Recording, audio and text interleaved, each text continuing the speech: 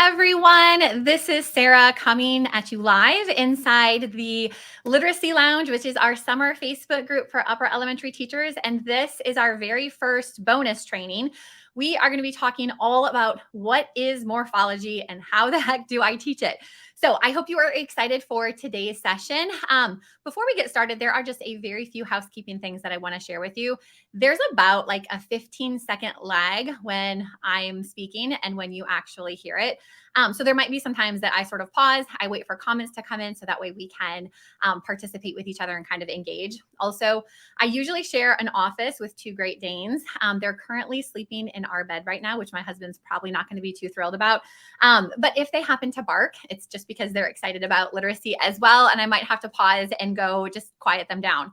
But after today's session, you kind of have three little action items that we want you to take, or three pieces of homework.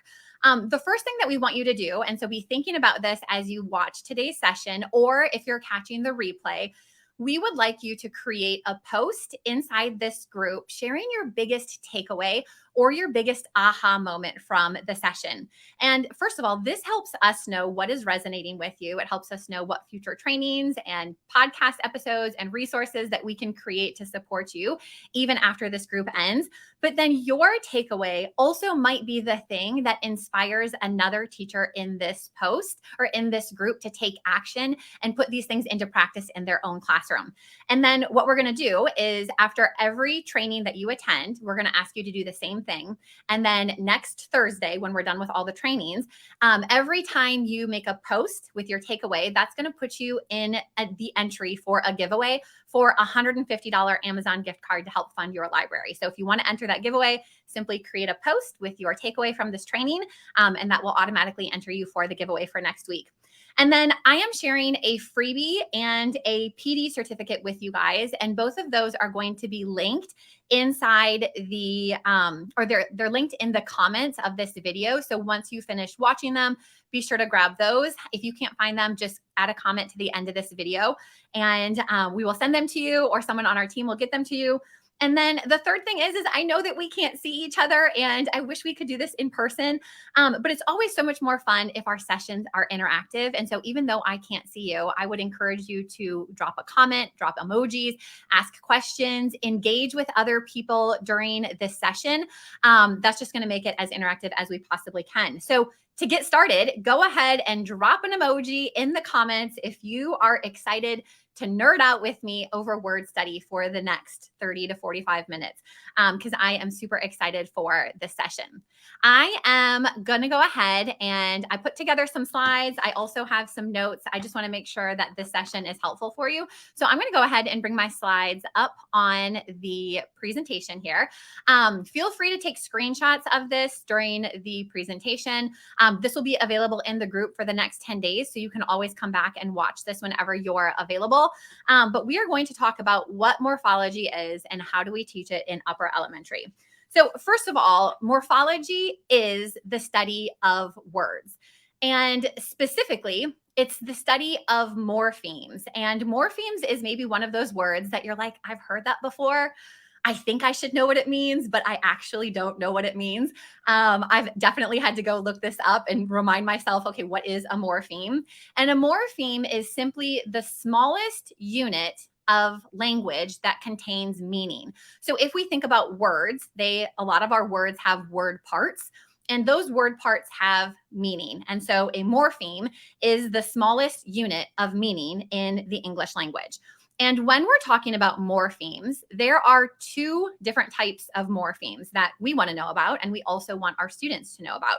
So the first is a free morpheme. Now, all morphemes contain meaning, and a free morpheme is a morpheme that can stand on its own as a standalone word.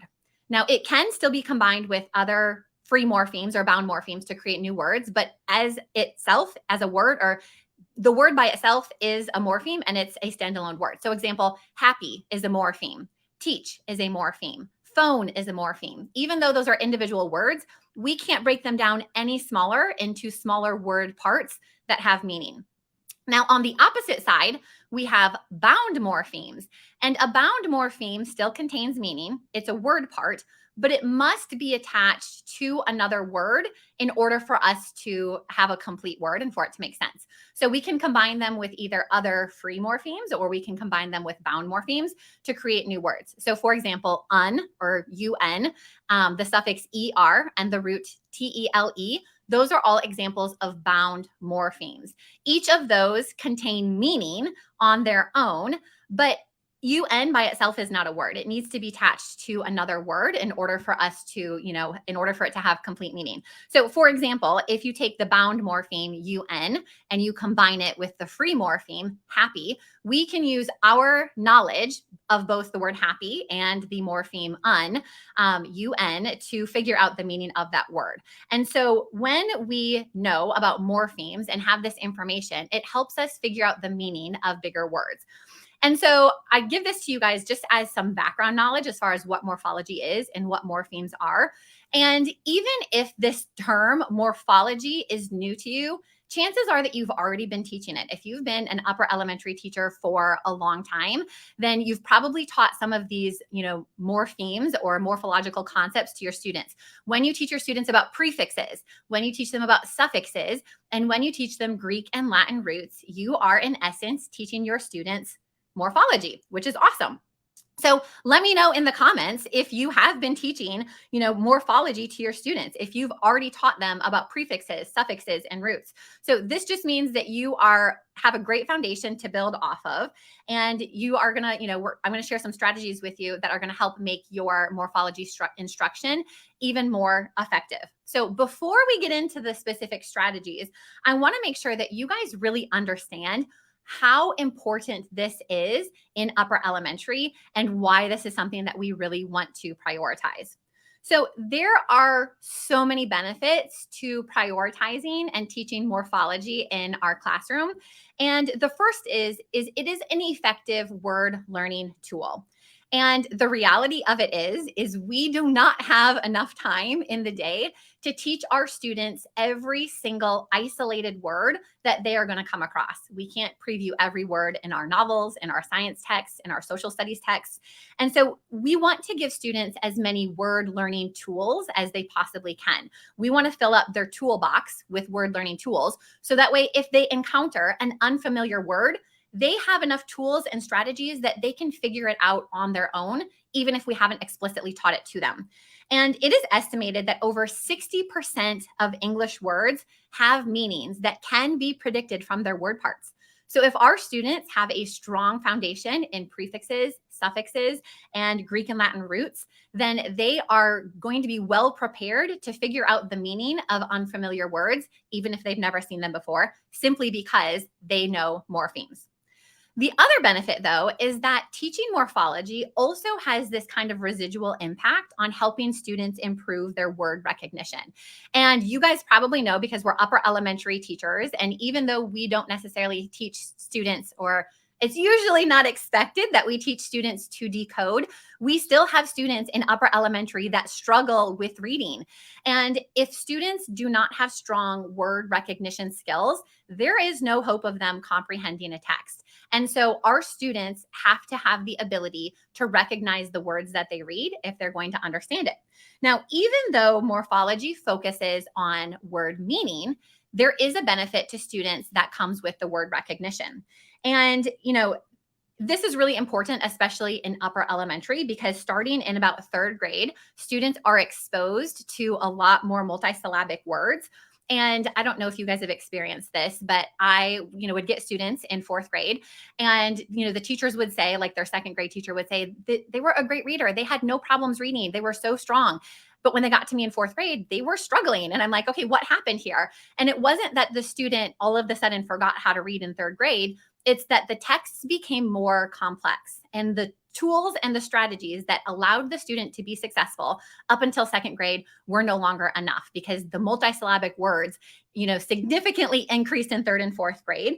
And so even, if students are fine reading single syllable words and they have a strong phonics foundation, when we introduce more multisyllabic words, it is likely that students are going to struggle. So we want to make sure that we are giving them support so they can tackle big words. And so when we teach them prefixes and suffixes and we focus on the meaning, they are still identifying word parts that are going to help them tackle and break down and learn how to read those larger multisyllabic words. And so it has a benefit of word recognition as well. And then the third benefit is that it really enhances comprehension. And in order for students to understand a text, obviously they have to be able to recognize the words, but they also have to be able to understand 90 to 95% of the words in the text. And that's a lot of words. And like I said earlier, we don't have the ability to individually teach every single word. And so the more students understand, word parts and the meaning of these specific parts, they are going to be much more likely to understand the words that they encounter, which is ultimately going to lead to their increased comprehension. So thinking about these benefits, let me know in the comments if these benefits are something that you want for your students. And in fact, I would love to know which of these benefits do you think would help your group of students the most, whether it's having another word learning tool, having improved word recognition, or enhancing comprehension. And I see one of our observers here. I don't get to see your specific names here just with our streaming platform, but I love this, how you said Morphology changed my reading instruction for the positive last year. It is so important. And I couldn't agree with you more. Let's see here. I think when we focus on it, sometimes we think we don't have enough time to squeeze this into our instruction, but because of these benefits, we want to make sure that we have the time, that we make the time for it. I see a lot of you guys commenting on how this would really help your students with word recognition. And I think especially in upper elementary, sometimes we don't know how to support those students who struggle with word recognition. And focusing on morphology is one way that you sort of just there's a lot of benefits with one specific focus. So these are some of the benefits of teaching morphology. So you're probably thinking, this all sounds great, but how do we actually teach it? I know what it is, I know the benefits, but what does this look like in my classroom? And so I'm going to share with you some really practical things that you can do when it comes to teaching morphology in the classroom. But before we do that, I want to share with you one of my favorite all-time quotes. I found this last year from Wiley Blevins, who he actually have his book sitting right here. He is the author of Teaching Phonics and Word Study in Upper Elementary, and he's one of my go-to sources for just like research when it comes to word study. And he has this quote that says, "We want to create a classroom environment where our students are word watchers. And that doesn't happen unless we intentionally create a classroom community that focuses on words." And I love this because I think rather than thinking of, our word study concepts as this list of like, okay, I have to teach these 10 prefixes, or I have to teach these 15 roots, or we need to teach, these compound words, or whatever it is.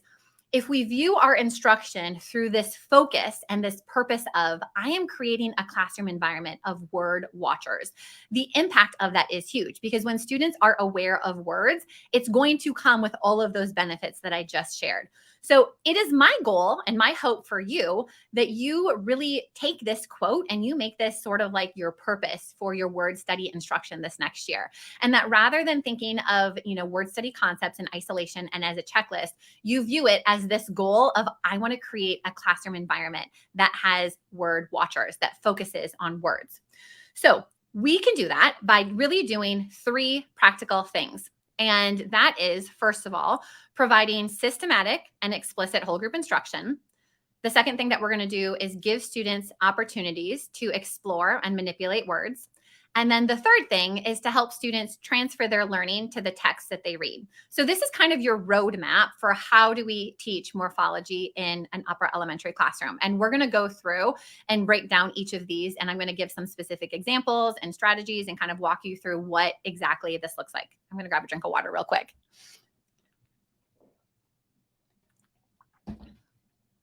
Okay, so the first thing we're going to talk about is explicit and systematic instruction. And if you have been reading anything or learning anything about the science of reading, these are definitely buzzwords that we see out there. We want our instruction to be systematic and explicit, but I think sometimes it's like, okay, what does that actually mean? Like, that sounds good, but what do I have to do in order to achieve that? So first of all, systematic refers to the order in which we teach concepts, and it applies to everything, both word study and other standards. And ultimately, We want to teach our word study concepts in an order that makes sense to our students. We want to teach them from the least complex to the most complex. And for example, if you're teaching your students about word parts, the least complex concept is going to be your students understanding this idea of a free morpheme in compound words. So you might start with compound words, and then you might move into introducing prefixes, and then you might move into introducing suffixes. And then you might introduce words that have both prefixes and suffixes. And then you might move into roots and teach your students that words can have prefixes, roots, and suffixes. And in some cases, words can have multiple prefixes, multiple roots, and multiple suffixes. And so we don't just jump right into roots, or we don't sort of do this random hodgepodge of instruction. We start at the beginning of what's the most, simple and basic, and work their way through. And a lot of teachers have asked, what is the best order? Which ones do I need to teach?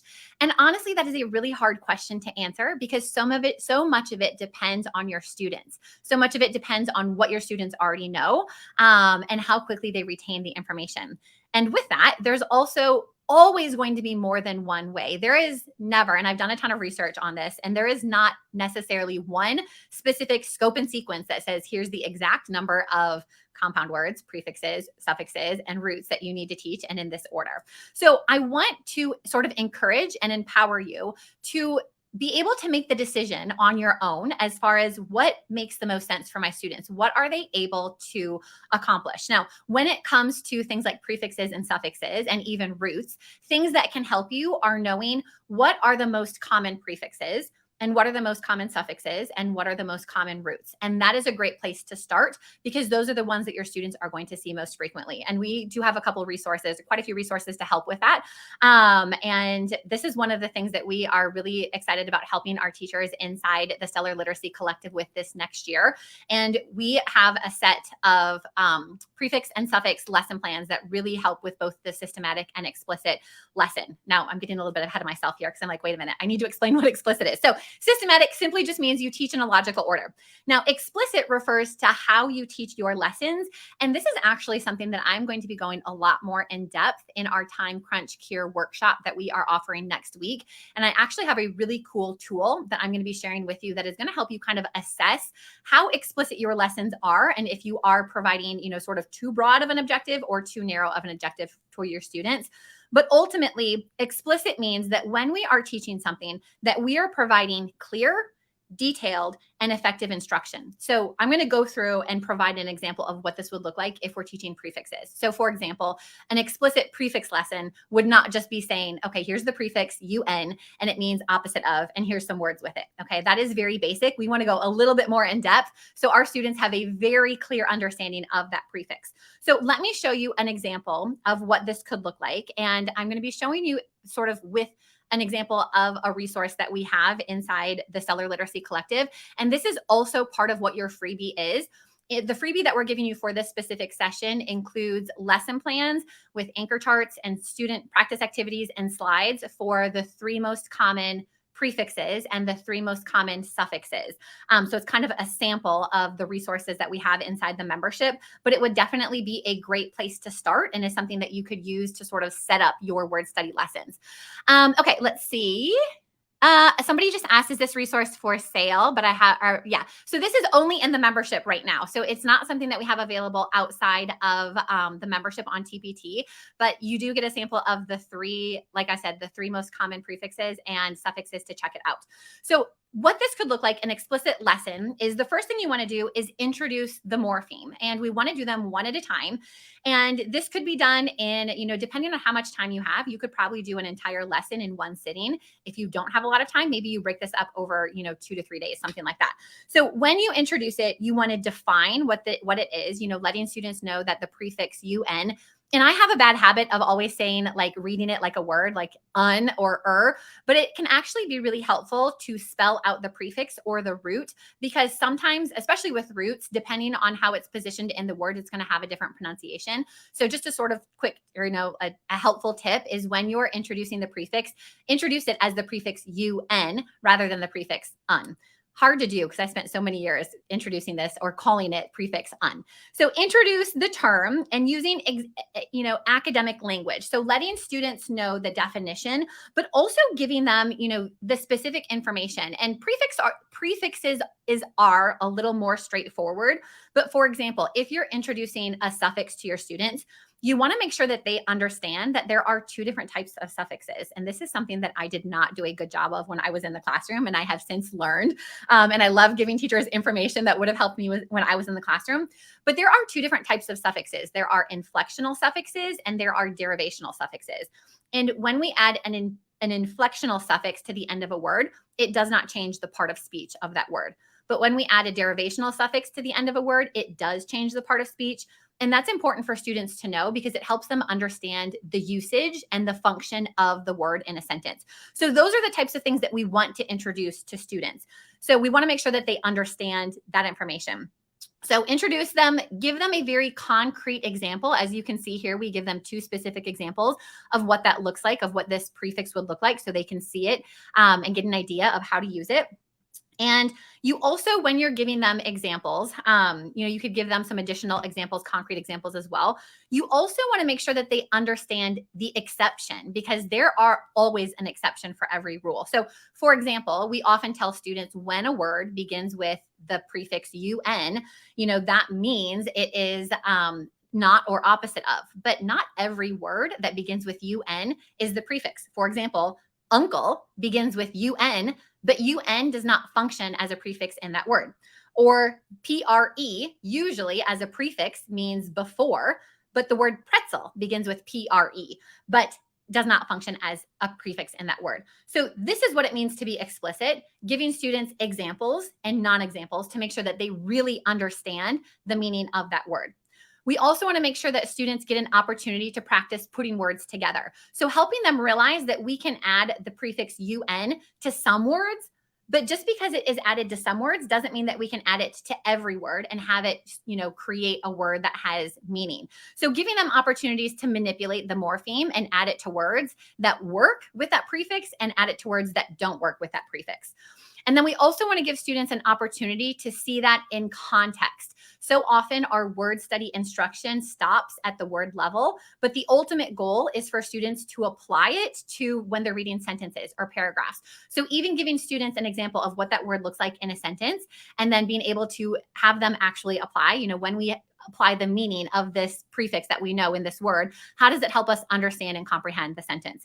And then going one step further, when students are doing independent practice, we want to make sure that there is exposure at the word, the sentence, and the text level. So even giving them, a paragraph or a group of sentences that have many, many words with that, that word, that morpheme in it. So students get plenty of opportunity. And this is sort of all encompassed in that introductory lesson of that morpheme.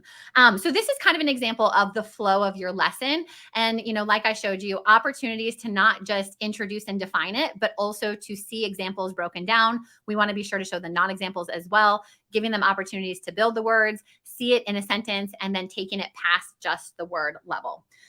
So I want you to think about what this looks like and if this is something that you can apply in your classroom. And I would love to know in the comments, do you think that you can provide explicit word study instruction to your students? And will it help?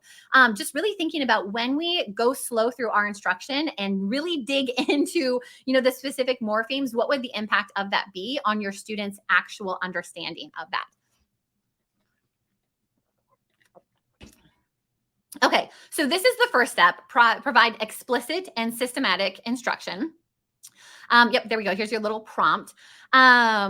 And see. Yes, absolutely to both. I definitely think this will, let's see, lots of questions about where to find this in the membership. If you have a question about where this is located, we can jump over into the membership Facebook group and show you where it is, but it's under the word study section under the prefixes and suffixes section as well.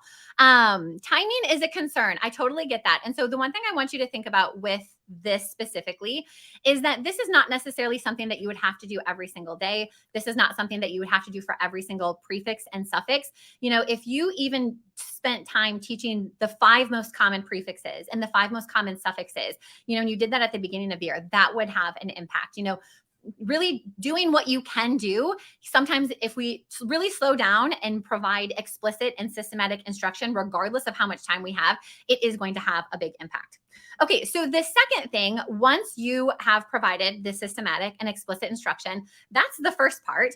But we need to make sure that beyond that, we are giving students opportunities to explore words outside of our lessons.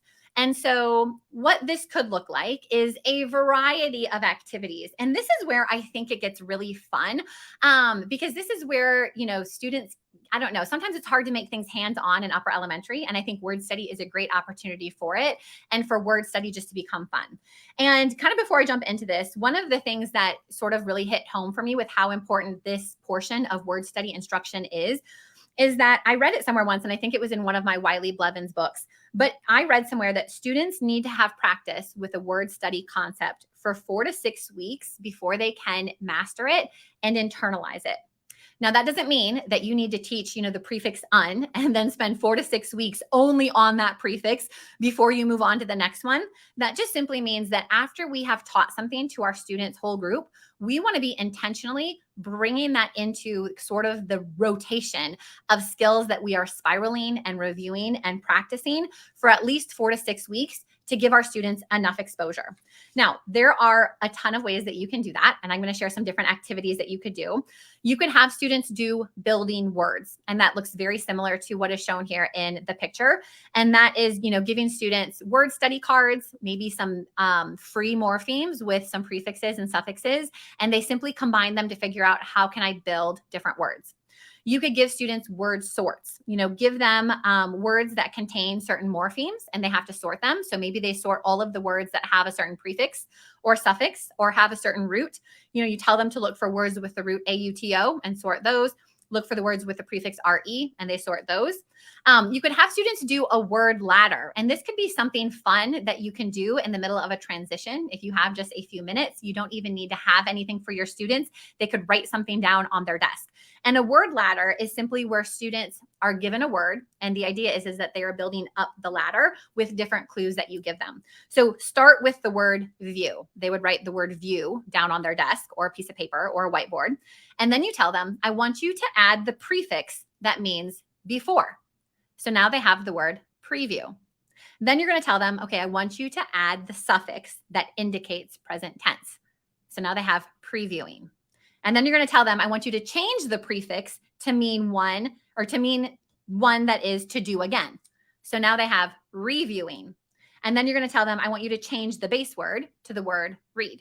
So now they have rereading. And it's just an easy way for students to manipulate and play with words and really sort of become fluent with manipulating the prefixes, suffixes, and roots within a word.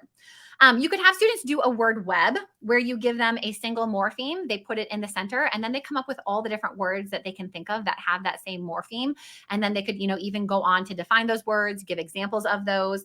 And then another one, this is one of our favorite and one of our members' favorites inside the Stellar Literacy Collective. And this resource is actually for sale on TPT if you don't already have it, but it's also part of the membership. And that is Word of the Week. And I love Word of the Week because it combines two of my favorite things. It combines routines and it combines word study. And so a really easy way, and this is something that I did in my classroom when I taught 4th grade. That's actually where this resource came from. It's when I was still teaching. And this is something that once I introduced it to my students, we would do this as morning work. This would become homework. This would be used at the end of the day as we were waiting to pack up. So I know when you say, I don't have enough time, I get that. And so this is where you have to get creative and think about, where do I have time in my day where I could throw in a routine that students can complete independently. I can be hands off, but they are still getting really good engagement and practice with a word or a root or a prefix. So you could do a root of the week, or it could become root of the day, and they could do all 5 of these tasks in a single day. But simply you'd give them, a sentence that has a root used in context. They would read the word and predict what it means. The next day, they're going to look it up and confirm their prediction, define that root and look for the origin. Wednesday, they're going to look for other examples of words with that root and sort of expand their knowledge and understanding of it. Thursday, they're going to draw a symbol or image to help them remember that root. And then Friday, they're going to use it in a sentence. And it is so easy. Each day, it literally takes just a few minutes. But it's great because it's this constant touch point. And it's such a great way to review. You know how I said it's like we want students to get that 4 to 6 weeks of practice. This is such an easy way to review prefixes, suffixes, and roots that you have previously taught.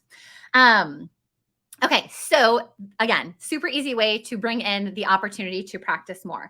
And one of the really cool things about word study, especially these hands-on practice, is that it doesn't need to take long. You know, we don't need to have necessarily, it's like if you had 30 minutes every single day, that would be great.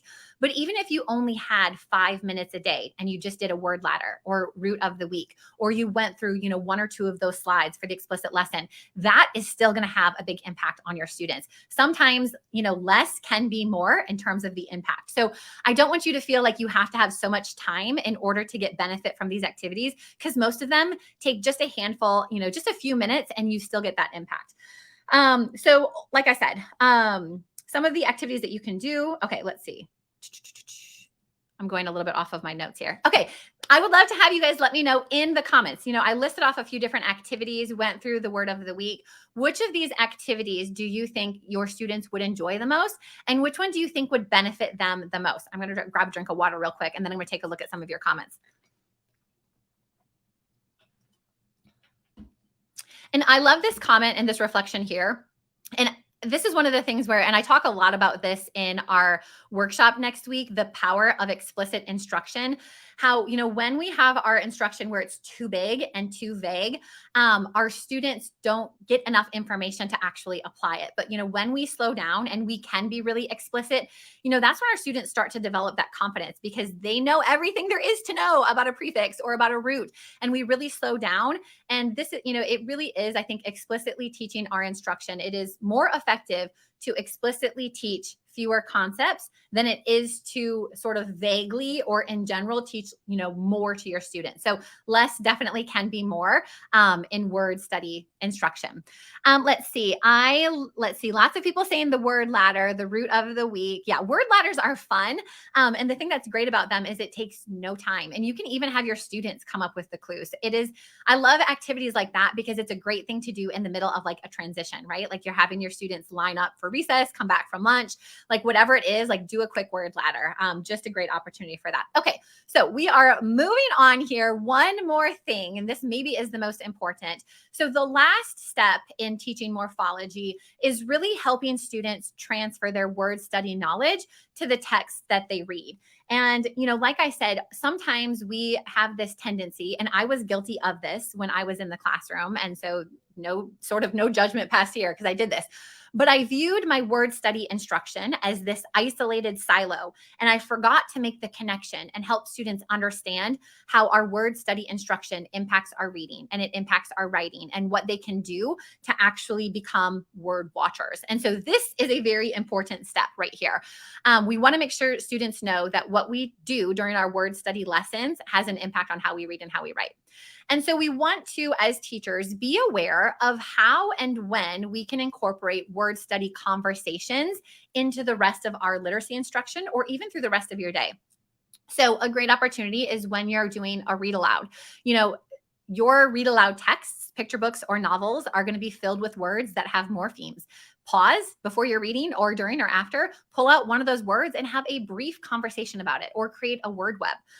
Other content areas are an awesome opportunity. You know, having your students do a word web for their math vocabulary or a semantics map, or, you know, taking a look at science texts and talking about prefixes and suffixes that they see in the text that they're reading in science and social studies class. You know, you can bring in word study elements into your small group lessons. And this is something that we are trying to be more intentional about doing with the resources that we are creating for you.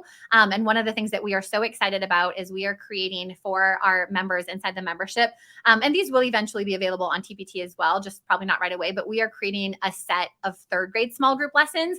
If you've been in our audience for a while or in our membership, you know we have a set that is really good for 4th and 5th grade, but we're intentionally creating a lower level, easy to access set. And one of the things that we're embedding into those lessons is intentional word study discussion. So that way it's easy for teachers and students to make that connection between word study and what we're reading. But even in class discussions, you know, not even related to reading and writing, but thinking about if you have a morning meeting, you know, you could have a word of the day, or if you're teaching social and emotional skills and talking about, you know, perseverance or empathy, compassion, all of those big words have prefixes and suffixes. And those class discussions that don't even happen during your word study block can be a great opportunity to reinforce and spiral through what you've previously taught. So, and this can be hard to sort of remember to do, but once you have explicitly taught a concept, you just want to make sure that you are regularly reviewing, discussing, and spiraling it into your literacy instruction. So that way we are supporting this idea of automaticity and fluency with our students. So don't be afraid to bring in, you know, conversations about roots and prefixes and suffixes into all parts of your instructional day. And we want to remind students to look for words. And this is a freebie that I've offered my audience before. I'll add this as well. I didn't originally put this in the comments, but if you want access to this poster, we can definitely share this with you. But this is just a really easy process you can basically teach your students. You know, we want to empower them. You know, especially we talked about at the beginning that when students see these big multisyllabic words, sometimes they're like, that word's too big. I can't do that. But we want to remind them that because they know about prefixes, because they know about suffixes and roots, they actually have a toolbox filled with tools that can help them break apart these big words, and they can read it and they can understand it. And so this is a simple strategy that you can teach your students how to read big words. This is something that they can have on their desk when they're reading independently, you know, when they're doing partner practice, any of those things. And it can just be a good reminder for them to look for words. But ultimately, we want to remind our students to become word watchers. And so we want them to, you know, when they're reading independently, we want to sort of give them that charge. It's like, okay, you're reading independently, but be on the lookout for an important word. Be on the lookout for a new word. Be on the lookout for a word that has a root or a prefix or a suffix that we've learned. And anytime students are reading, it should sort of just be this automatic thing that they know they're going to be paying attention to some word in the text. So we want students to be word watchers. That is sort of my, like, when I think about word study instruction, that is like my theme and my goal is that teachers will create a classroom community that just becomes really interested in words. And coming back to the quote here, I'll just leave it up here. And my husband, I love my husband and he's so supportive of me, but he makes fun of me because, you know, as I'm creating these resources for you, and it really happened a lot when I was putting together the syllabication resource that has the similar lessons, but for syllables. But I would often find myself just subconsciously noticing words. And I'd be like, okay, that word has only closed syllables. Or, oh, that one has, you know, an R controlled syllable and a vowel team syllable. And it's like, oh my gosh, that one has 5. And I just was constantly noticing words and their specific syllables. And I would, of course, verbalize this if we're in the car or I'm reading a book or whatever, you know, and he's like, what are you talking about? I'm like, look at this word in the syllables. And I just would notice it. And he thought I was a little bit crazy for it. But honestly, that sort of obsession and constant noticing of words, you know, that's something that we want for our students. We want our students to say, hey, now that I know about these prefixes, now that I know about suffixes and roots, I notice them everywhere. And I can use that information to help me be a stronger reader and writer. So we want our students to become word watchers. When you think about your word study instruction, that is ultimately your goal. Now, I would love to know in the comments, are you excited about and are you planning on creating a classroom community that is filled with word watchers this next year? And let me know just sort of what you think about that specific theme. And I'm going to share this little thing here and I'll sort of take a minute to explain this while you guys are filling out the comments. Yesterday, Brooke, who's our amazing community manager, she posted about how during our bonus trainings and the webinar next week, we're going to be releasing a secret word or phrase. So there's going to be 4 of them that you need to collect. So take this word, lifelong and write it on a sticky note or a piece of paper. And then when you come to the bonus training on Sunday, I'll share another secret word or phrase. And then the bonus training on Tuesday, I'll share another one. And then I'll share another one in the middle of our webinar or our workshop next week. And then at the end of the week, if you can figure out what our secret phrase is by kind of unscrambling all of these words or phrases, you can be entered to win an annual membership for the Stellar Literacy Collective, which we are so excited about giving away.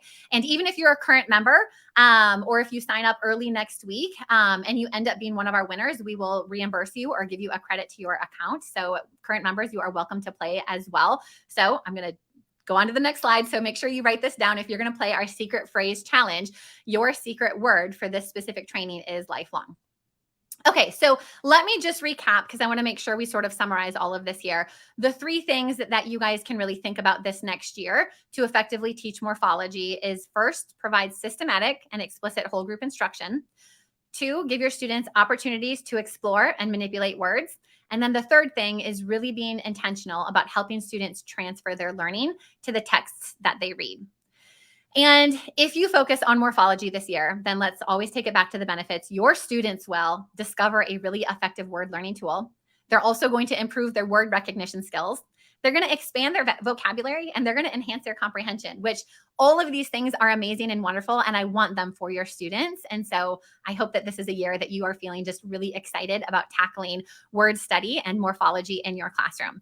So I do have some action items for you to take. And this is not anything you have to do today. These are things that you can sort of consider doing over the next couple of weeks. So maybe take a screenshot of this or write these things down. But here are some practical things that you can do to help make your classroom a community that focuses on words. First of all, make sure that you do have time in your literacy block for explicit word study instruction, whether it is 10 minutes a day, 5 minutes a day, or even if you just have one 20-minute block during the week. Find at least some time. It doesn't have to be daily, but you do need some time in your literacy block on a weekly basis where you can explicitly teach word study concepts. The second thing I want you to do is pick one of the word study activities that I shared today that you can introduce to your students. And I want you to actually make a plan to introduce that during, the first couple of weeks to your students and prep it. So if you want to do word ladders, then actually write out your scripts for the word ladders. If you want to do word sorts, find some word sorts and cut and laminate and get those ready. If you want to do word of the week, then, grab a word of the week resource and get it all ready to go. But actually be intentional and prepare yourself now. Well, you have a little bit of time because we all know back to school gets crazy, but actually, make some plans to engage your students in those word study activities. And then similarly, think about where you have one, maybe two opportunities outside your literacy block, whether that is part of your morning routine, your end of day routine, a transition coming back into your classroom, where you can really intentionally have a word study discussion. Maybe you bring it into your science instruction, maybe you do it as a transition back from specials, but really be intentional about bringing in that word study concepts. So I hope you found this session helpful. Like I said, I love talking about word study. It's one of my favorite topics to read about and study and to, help teachers with. And there was so many comments in the Facebook group. I just so appreciate your engagement. And I'm sorry that I did not have a chance to go through and read as many of them. I'm trying to keep these sessions concise so they don't take up too much time. So once I log off here, I'm going to spend some time. If there were questions that I didn't get to answer during the session, I will be sure to answer them. And if you are watching the replay, continue to leave your questions. Even in the next 10 days, we'll answer any questions that you possibly can. And then the final reminder, not the one I wanted to do. The final reminder is don't forget to, after this session, create a post. So not a comment on this group, but create an actual post in our group that shares your biggest takeaway from this session. And that's going to put you in the entry for a drawing for a giveaway for a $150 Amazon gift card that we're going to do next Thursday. But that post also might be the thing that inspires and motivates another teacher to take action and put some of these things in practice. So I hope you found this helpful. Don't forget, our next bonus training is going to be this Sunday at 5 p.m. Eastern time. And we're going to be talking how you can help all students. So your students who struggle and your students who already excel at writing, we're going to talk about how you can help all students become more successful writers in your classroom. And I'm super excited about that session. So I will see you guys on Sunday. And I'm so excited to continue to chat with you and connect with you in the Facebook group. And I can't wait to go through and read some of your takeaways. So we will chat literacy again soon.